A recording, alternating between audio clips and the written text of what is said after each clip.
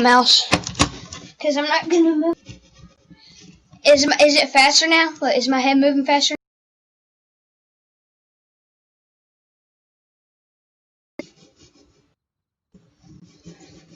It's because I'm using keyboard mouse.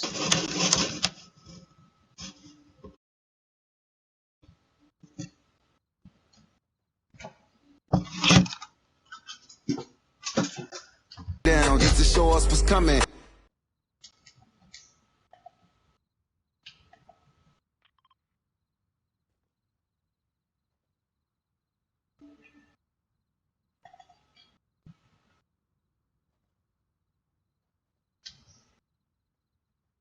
To these conversations. I think you'll be educated as well as entertained, but most importantly informed. We have morethanavote.org, whenweallvote.org, and fairfight.com. Those resources are imperative as we try to change our future.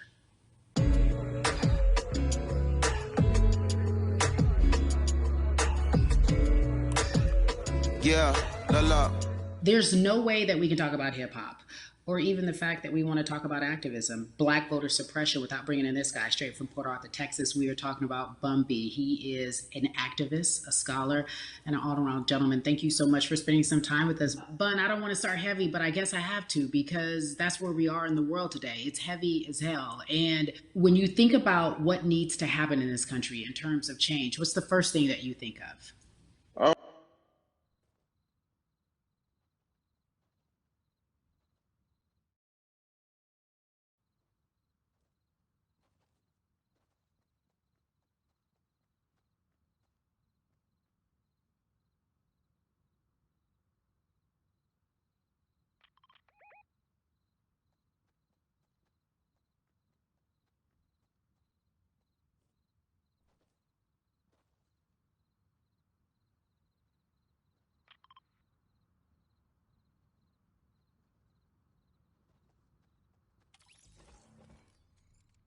Voting doesn't make a difference. If that's true, why do they work so hard to suppress the Black vote? Because they understand the power of the vote. And so it's time that Black people collectively also understand the power of their vote. And not just on a national level, because a lot of times we only have this conversation every 4 years. People need to be very much involved in their local politics. They need to understand who their elected officials are, where they stand on issues that affect you. And you need to use your vote to either support the ones that Texas, if you're a felon, right? If you've been to jail or to prison, but you're no longer on probation or parole, you have the right to register to vote.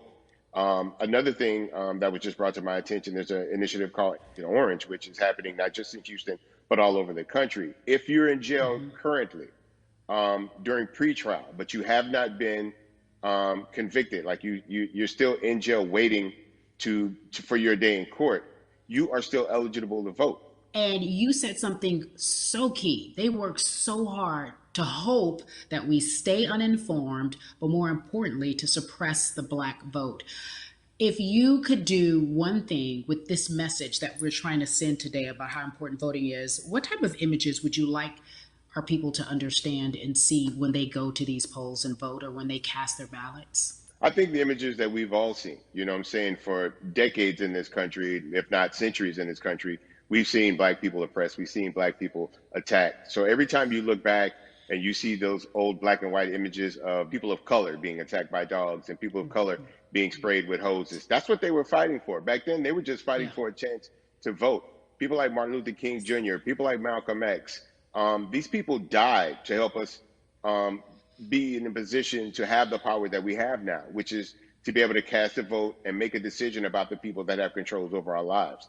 So, I mean, if you in your own community need a reason to vote, look at a person like George Floyd.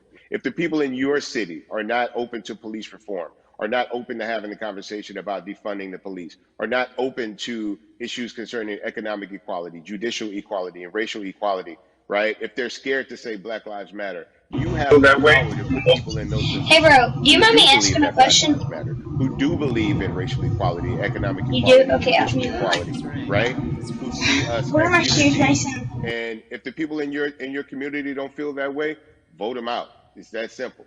It's just vote them out. We don't have enough time to sit around and hope that people change their minds. Yeah, Bumpy, you point out something so important. We have the power. And that is in our vote, and that is in our voice, and that's how we use our voice.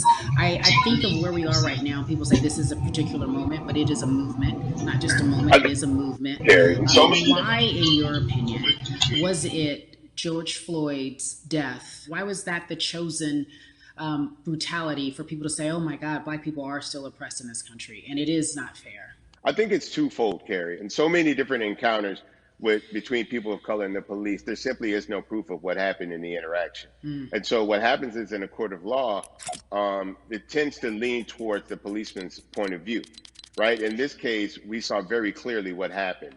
I think the other thing is due to the fact that everyone was at home, basically, during this time period in relation to the coronavirus, you couldn't avoid it, right? It was on every television station. It was on every social media platform. Everywhere you turn, you were constantly hit upside the head with this message. You see in the interaction that this man did nothing to deserve what happened. That's right. I think so well said, because if you think about it, in the grand scheme of things, it wasn't worth it, and he didn't have to lose his life. I think that you touched on something that a lot of people talk about, and that is now defunding the police. That has been such a huge conversation, but there's so many misconceptions around defunding and dismantling. If you will, educate the audience. All right. So most people, when they hear the term defund the police, they tend to think of, oh, they're going to take away our police department. Nothing could be further from the point.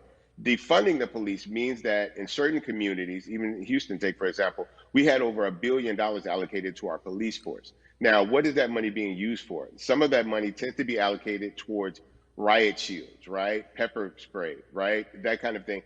That's only used against the people that fund this budget, right? So why would the people want to supply the police with the means to oppress them? If the police are concerned about the situations in certain communities with a higher crime rate, well, higher crime rates. Hey, bro, can I ask you a question? Communities where there's not employment opportunities, right? There's not a lot of social services, and people are going to do what they need to do to take care of themselves and their families. When the community has more opportunities for employment, more opportunities for upward mobility, then they tend to be a less of a strain on the government. They tend to have a lower crime rate. So leaders accountable. Talk to me about some of the other projects that you're working. In this country right now, and we just want to educate people. We want to inform people because people are tired. They're angry.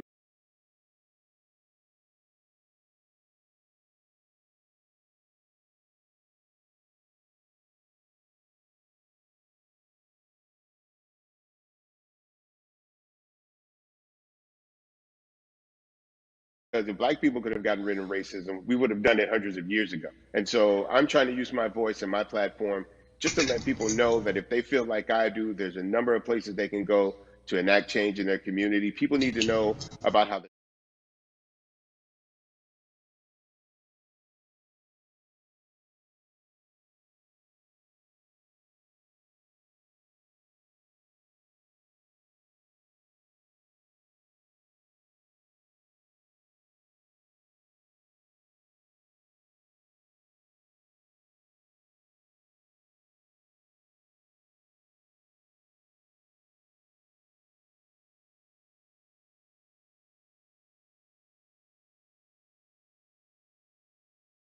Absolutely. And it's always been with the people. You know, if you look at Trayvon Martin's mother, Sabrina Fulton, right? She felt that there was a system of racism and a system of oppression that led to her son's death. And so what did she do? She ran for city council and she was elected city council. Our own former president, 44, Barack Obama, right? Started in the community as an activist, ran for an elected position, became senator, ran for another elected position and became president of the United States. So don't think that you can't make a difference. You know what I'm saying? You don't need a lot of money. You don't need a lot of power. Your voice is enough to make a difference. Amen. I feel like I need to go out and run for something. You gave me a rousing speech there, sir. I'd be remiss if I didn't ask you this. When I talk to my brothers, I have to ask you, as a Black man, how are you doing? Are you okay? I'm good. I have a very strong relationship with God, so prayer definitely works for me. I have children and grandchildren who are watching me, who are encouraged by what I do, and they're proud of me right now, you know, and that's really what matters, you know. The change starts at home, you know, so as long as you have a support system that believes in what you're doing and supports you in what you're doing, you have Where's everything you Mia? need to go out there and fight the good fight. And for those that don't, there's a community of people here to help you. So you can go to places like morethanavote.org. There are many different places that will encourage you, inform you, and they will put you with groups of people that feel like you, that are ready to take action. So no one has to go about this alone if they want to do it. Yeah, yeah, we're stronger together. People have been saying it, but that has much more meaning now that we are in our movement, not just this moment. Bumby, it has been an education, always a pleasure. Thank you so much. I appreciate you. Keep fighting.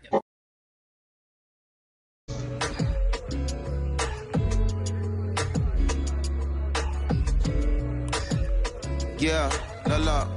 So our next guest, I have to admit, I'm a fan, but there are so many different people that we could talk to, and I thought it was so imperative that we speak with her. You know her as Molly on the huge, successful show Insecure, HBO's Insecure. She also has a comedy special highlighting her Nigerian Do you want roots. to go play She's an duos? amazing podcaster. Let's welcome in Yvonne Orgy, everyone. You have such a beautiful way of I'm gonna making go play things some funny, games right giving us now. our medicine with some candy, right? The humor and the healing. You bring all of that to your space. And right now, as you look across this country and how everyone is so broken and so upset, if it's not social injustice, it's the pandemic, it's depression.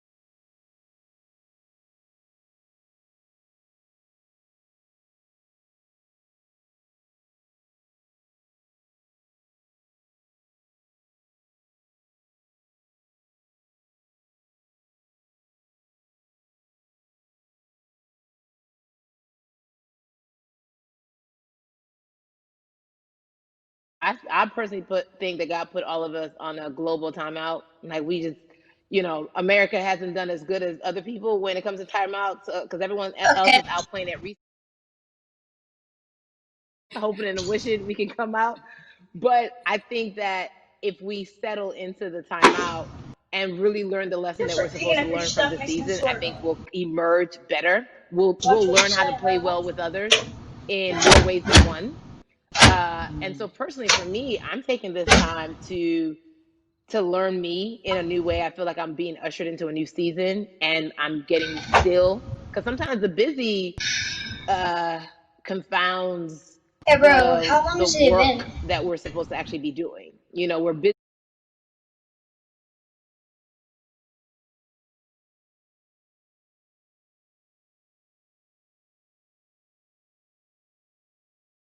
You know what? And I think that's what everybody is saying about 2020. It's Ouch. demanding that we be better. And you said it's a global timeout. What do you mean by that? Yeah, it's like everyone sit down, be humble, to quote the great prophet Kendrick Lamar. But like, no, seriously, sit down and let's reevaluate some things. Let us unearth and shake up the things that we have been trying to hide within ourselves, within Shut our up. nation.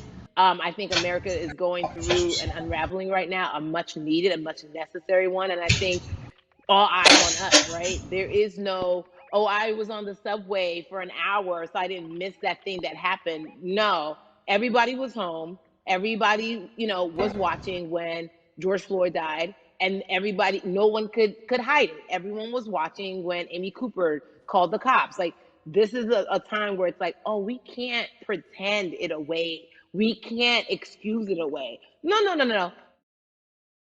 And watch and let's learn. And globally, it's like, hey, we were going business as usual, but it ain't usual no more. Like that, that's old. Anytime change occurs, it's very uncomfortable. And so right now we're sitting with we're getting we're getting comfortable with the uncomfortable. The minorities, we've been comfortable with being uncomfortable because that to me explains just the existence for whatever we want to do, how we break into our careers, how we live our lives, how we find ourselves one of the few or one of the first. And that's a lonely road. When you look at and when you talk about this global timeout, everybody had to pay attention to Amy Cooper, everyone had to pay attention to George Floyd. How is that helping us as a people, as a country during our global timeout? I think, well, one, we're not minorities, Carrie. You already know it. It's like these labels that they put on us. It's like the same way of saying like Shut black on up. black violence. Also, there's no white on white violence. It's It's an branding, idiot. Yeah, right? It's right. all Well, when you yell, branding. you You're are right. such an idiot. You're And it's right. like, why do you say white people every single day? So no, there is no black on black violence. And if you say black on black violence, well then let's brand white on white violence. Like Hey, I that watched dog that was sitting Investigation right there was Discovery. mine. Hey, guess what I don't Ain't too care. many of us. We You speak better put it back. You're a liar. You're a liar. Over $1, Mason. That's so, pathetic. I just even It was like my dollar, but but to okay. answer your question, Yeah, if it was really your what does dollar, then that you wouldn't do? stop. I think what everyone expected is what has happened in the past where Because, the man, world was still open, I'd rather right? not In get in that, trouble. okay, you had everyone from Trayvon Martin to Castillo to Sandra Bland, you had all of these lives lost, and black people made some noise. We rioted, we got out in the streets, we started the Black Lives Matter movement, all of those things. And then white people kind of just like, oh, let's give them something. And then it's just like, is it over? It's like Oscars so black. Okay, okay, good. We gave some Oscars. Are we good now? Like, are we even? And it's now it's just like, oh no, no, no, no, no. This is not about like a band-aid. It's like, yo, we might have to amputate the leg a little bit, but it's all right because we're gonna by amputating the leg, we're gonna save the body.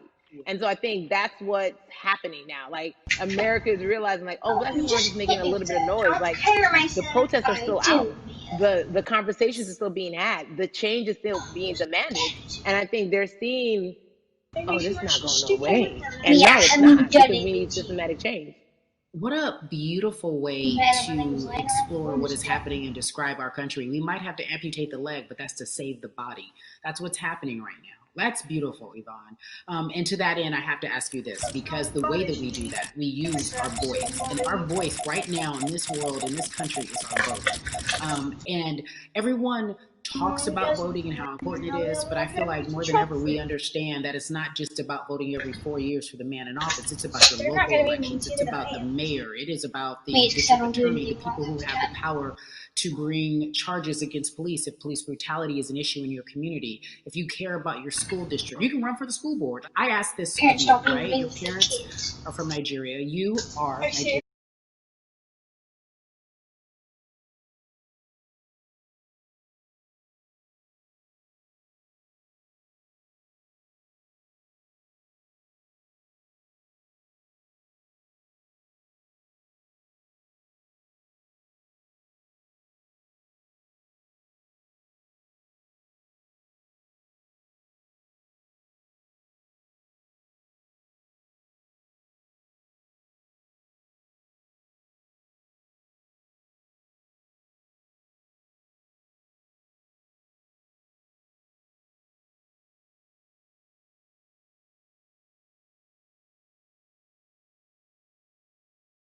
About just the setup of systems. What? I think Yeah, I'm coming, I'm coming, I'm we are coming. done a disservice, either it's You made the schools cannon. or whatever it is. And I'm not putting teachers on blast. I think teachers do a phenomenal job, but for some reason, we do not. And Look this at is me some older flying people. towards you. I know too Like a many parents who are cannonball. like, I might. This child of mine, I do love them, but hey, who? Where can I drop them off? And I do think that there is a disservice done because, Look at again, when you. we talk Where? about it, Huh? to your I'm point, here. I don't we see you. talk about every 4 years. It's important to vote for the presidency. We don't realize, like, oh, snap, we actually can vote about, like, how much our libraries get. It's like small things like that, but they make a big difference. When you think of voter suppression in this country, what does it look like for you? It's the systems. When we talk about voter suppression, we also talk about systematic racism, right? It's all the systems that set up, and we've normalized. Okay, maybe your job will give you a half day, or maybe you'll be able to get this luxury. It shouldn't be a luxury. It should be built into the system. It should be built into the fabric of how we vote. But maybe you'll be able to get this luxury in order to enable you to go vote. Think about everything disenfranchised, marginalized Black person has to endure in a day. So in a day, you need to get to work. If something happens to your car, if something happens to your child care, if something happens to, there's so many factors along the way that can send you into a tailspin as an American. And then you add on as a person of color. And If bro, you're don't just bite trying me. to get to Installed. vote and you already have I to go installed it. through all of these hurdles and hoops in your everyday life, imagine What the is this one game day about? when you're the most in this country, How do you but play then it? you also see all the times that you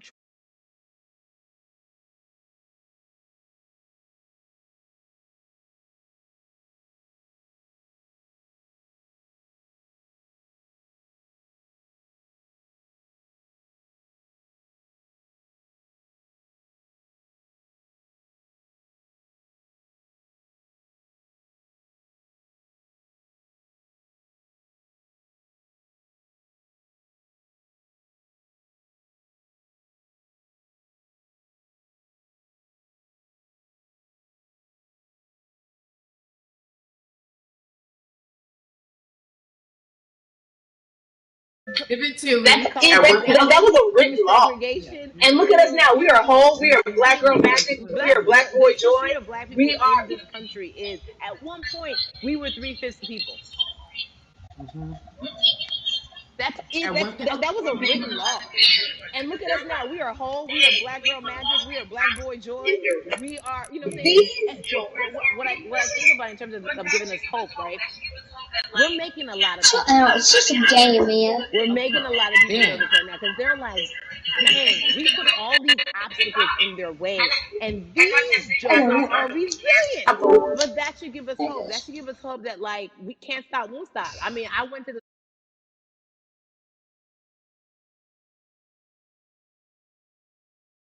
and I think that's our motto. We can't stop voting and we won't stop voting. We can't stop marching and we won't stop marching. We can't stop thriving and we won't stop thriving. To that end, because you led me directly there, I've been asking everyone who's appeared on this platform, what does activism look like? And I feel like back in the day, we had an idea. Yes, it is marching. Yes, Yeah. it is protesting. Yes, it is speaking not right or unjust. But talk to me about what activism looks like for Yvonne Orji. Listen, activism, I think the beauty of activism is that it has many faces, right? You're going to have the people on the front lines. Like, you know what? Martin Luther King marched, but there were a lot of women who were in the homes like, hey, BT Dubs, when they come back, this is how we support all the people who are marching on the front lines. And we're going to be here doing what we know to do best here. And you know what? Somebody needs to bail them out of jail so now we need to be in the community, getting money or whatever it is. So it's like everybody has a position to play. And so play your position like a shortstop, bruh. So whoever you are and whatever you do, play your position. So activism could look like, you know what? I'm not the one that's built to be on the front line, but you know what? My pockets go deep, so I'm gonna support the people on the front line. I'm a comedian. Black joy is a form of activism. There's always a call for entertainers or celebrities that have the platform to do something. Why aren't you speaking out? I'm not a believer in thinking that it's mandatory. Like you said, everyone can be an activist and be activated in different ways. But talk to me about the connection. Talk to me about the marginalization in your world and how you feel like it even inspires you to say more and use your platform to do more. Beneath the surface of what we do, like Niecy Nash says, it's the who, right? The who is the person who's going to be like, hey, let me call this out. Either blind racism in terms of overt racism, in terms of ways that we can be better, in terms of ways that we can actually be more uplifting to the community that you may not even realize that you're serving. Before I let you go, talk to me about the urgency, in your opinion, for people to vote, our people to get out and vote this coming election. Yeah, I mean, guys, guys, if you think you're tired now, I'm telling you right now, we cannot take this sitting down. We can't take this jokingly. I understand that it may be hard to figure out who to vote for, but at the end of the day, we got to vote for our families. We got to vote for our legacies. We got to vote for continued progress. We have to vote for upward mobility. We have to vote for equality in a way that is long lasting. And if we succeeded before, we can do it again. You talk about the hope. This is the time. This is not the time to give up. This is not the time to pretend a way that we haven't made progress. We have. There's still much more to be done. And you know what? We might have to get to a point where we pass the baton to our children and our children's children, but we still have work to do now for that generation. Yvonne Orji, you are everything. You are Molly, but you are not Molly, but I love you so much as Molly on HBO's Insecure. You are an amazing podcaster, Jesus and Joloff. Shout out to Lovey. And then we also have movies. Like you, the world, you're a model, a cover model. Also, wait, don't let me forget your hugely successful stand-up comedy special on HBO. Girl, you're doing it all. And I am so grateful. You're truly the dream, not just the American dream. You're the black girl, brown girl, do it all dream, the immigrant dream, everything. You're a beautiful, beautiful soul. I really, really mean that from the bottom of my heart. Yvonne Orji, ladies and gentlemen, nothing but the best and excellence personified. Thank you so much, my friend. I love you so much, Mama. Mwah.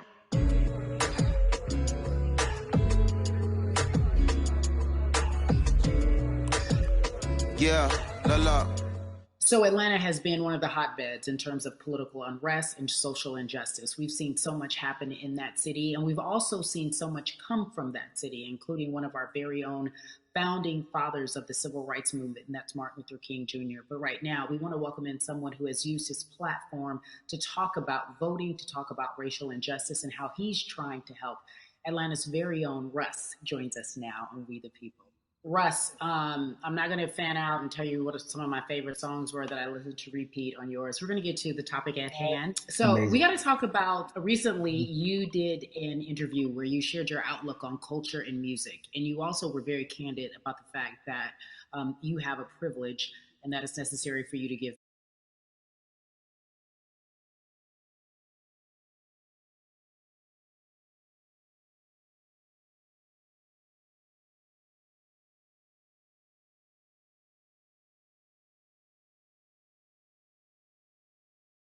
screenshots with your feelings. It just comes off like fake empathy because it comes off very dismissive and very oh, that sucks for y'all. But anyway, back to what I was doing.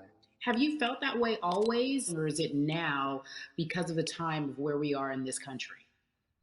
I've always had the feeling. I think now it's just obviously elevated. It's a new level, and there's new, it's to the point now where you can't. First of all, you can't not say anything. Second of all, though, I just think saying something isn't enough anymore. I think if you have the ability to put money back into a culture that you're financially benefiting from, you have the ability to, you should. It's interesting that you talk about it in that way because some people do believe that silence is the best way to go because it's hard to talk race, especially if you're white and you're in the Black culture. People just feel as if they can't talk about it. They feel awkward. They feel as if they don't have the privilege or the voice or the words. How do you find yourself right now in terms of interacting with people when they want to talk to you about social injustice, police brutality? What's going on in this country right now? Well, first of all, picking and